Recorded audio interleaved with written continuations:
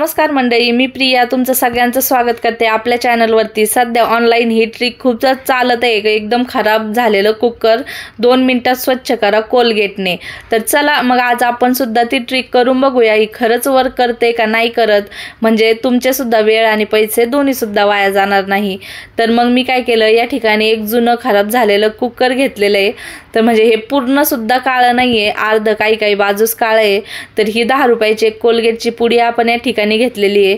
आता त्या व्हिडिओत दाखवल्याप्रमाणे आपण कुकरच्या असं साईडला संपूर्ण हे कोलगेट अशा पद्धतीने बोटाच्या साहाय्याने लावून घेतलेलं आहे आणि आपल्याला हे 5 मिनिटं ठेवायचे।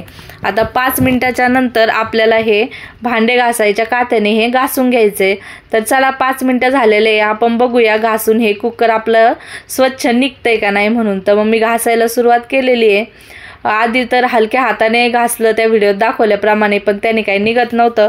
त्यानंतर जोर लावून मी घासायचा प्रयत्न केलेला आहे। बघू शकता अशा पद्धतीने जोर लावून मी हे कुकर घासते आणि भरपूर सारा वेळ 15 मिनिटं या ठिकाणी झालेले आहेत मी हे कुकर घासते।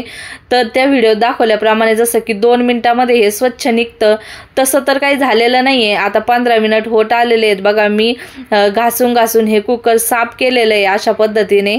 तर आता आपण याला धुवून सुद्धा बघूया की हे खरंच आपलं इतकं स्वच्छ निघालेलं आहे की नाही निघालं। तर बघू शकता या ठिकाणी मी नॉर्मल पाण्याने हे कुकर धुवून घेतलेलं आहे आणि बघा आता इथं स्वच्छ म्हणता येणार नाही तेवढं, जे व्हिडिओत दाखवल्याप्रमाणे थोडंसं हे डाग गेलेले आहे, त्याचे पांढरं झालेलं आहे बऱ्याच प्रमाणामध्ये। पण हे संपूर्ण जे काही काळपट डाग आहेत ना, जे खाली लागलेलं आहे ते तर काही गेलं नाही आहे।